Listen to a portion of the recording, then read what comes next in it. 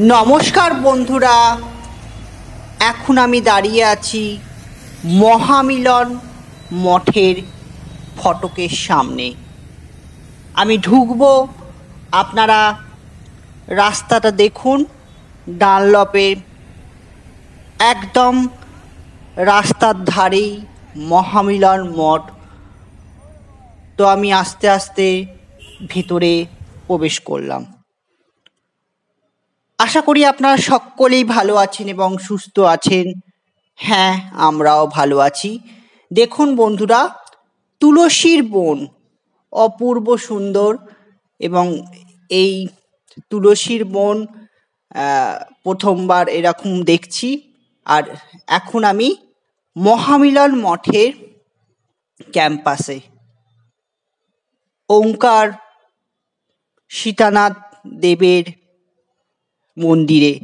আর আপনারা দেখতে পাচ্ছেন বন্ধুরা, আমি এখন তার মন্দিরে প্রবেশ করেছি। তাকে দর্শন করতে সিঁড়ি দিয়ে উঠছি। দেখতে পাচ্ছেন কি সুন্দর সিঁড়ি, শান বাঁধানো সিঁড়ি, এবং সেখান থেকে উপরের দৃশ্যটা অপূর্ব সুন্দর লাগছে। আপনারা দেখতেই পাচ্ছেন। তো আমি আস্তে আস্তে উঠছি। তো সত্যিই খুব ভালো লাগছে। ওপাশে আরেকটি মন্দির রয়েছে, পরে যাব।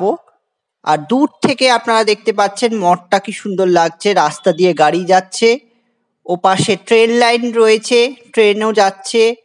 আর আমি আস্তে আস্তে মঠের ভিতর, অর্থাৎ ঠাকুরের সেই গর্ভগৃহের দিকে এগিয়ে যাচ্ছি। আপনারা দেখতে পাচ্ছেন বন্ধুরা, ওঙ্কারনাথ স্বামীকে আপনারা দর্শন করুন। তিনি অধিষ্ঠান করছেন নিজ আসনে। খুব সুন্দর, পরিবেশটাও খুব ভালো। এবং আমি একটু বারান্দায় চলে এলাম। চারিপাশে দেখুন বাড়ি রয়েছে, আর সেই ব্যালকনি থেকেও খুব সুন্দর লাগছে মঠটা দেখতে। তো এখন আরও আর একটা ব্যালকনিতে আমি চলে এলাম। এটা নিচের দিকে। এখান থেকে বাগানটা দেখুন, বিভিন্ন ধরনের গাছগাছালি ঘেরা মঠ। তো এখন আমি এসে গেলাম ওঙ্কারনাথ স্বামীর স্ত্রীর মন্দিরে। ওপরে উনি অধিষ্ঠান করছেন, আর নিচের মন্দিরে ওনার স্ত্রী সহধর্মিণী। দেখতে পাচ্ছেন পুরোহিত মশাই এক ভক্তকে শান্তি বাড়ি দিচ্ছেন। আপনারা দর্শন করুন ওঙ্কারনাথ স্বামীর সহধর্মিণীকে, ঠিক যেন মা শারদার মতো উনিও অধিষ্ঠান করছেন। তো দেখুন, আমি প্রণাম করে বাগান চত্বরটি দেখাবার চেষ্টা করছি। তো এইবার আমি যাচ্ছি রাধারমণ মন্দিরের তাদের দর্শন করতে।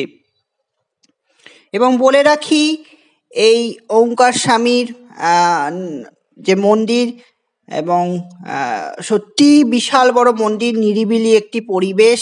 আর এই এত বড় জায়গা দেখতে পাচ্ছেন, বিভিন্ন অনুষ্ঠান, সে জন্মাষ্টমী হোক বা ওঙ্কারনাথ স্বামীর জন্মতিথি হোক, বড় বড় অনুষ্ঠানে এই এত বড় ক্যাম্পাস দেখতে পাচ্ছেন। এখানে অগণিত ভক্তকে ভোগ প্রসাদ গ্রহণ করানো হয়, এবং নিচেও রয়েছেন। প্রত্যেক দিনই ভোগ প্রসাদ গ্রহণ করানো হয়, যেটা টিকিট মূল্য 100 টাকা। 12টা 12:30টার দিকে ভোগ আরতির পর ভোগ প্রসাদ খাওয়ানো হয়। আপনারা কাউন্টারে এসে যথাসময়ে এসে টিকিট কাটতে পারেন। আর এত বড় দেখতে পাচ্ছেন ক্যাম্পাস। এবং এখানে একটি কথা বলে রাখি, এখানে কিন্তু নাম গান কিন্তু সর্বক্ষণ চলতে থাকে, কখনো কিন্তু থামে না।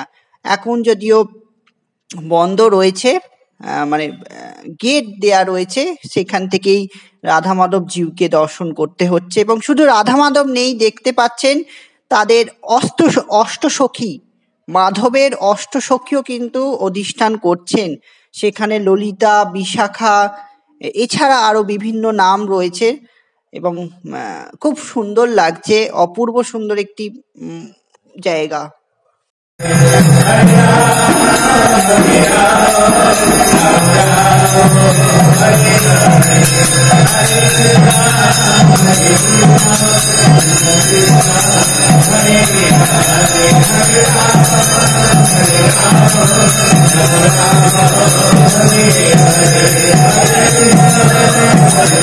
হ্যাঁ বন্ধুরা, আপনারা দেখুন রাধা মাধব এবং তার অষ্টসখীকে দর্শন করুন।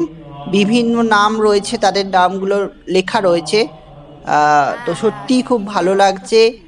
ঠিক মায়াপুরে এই মূর্তিটা আমরা দেখতে পাই।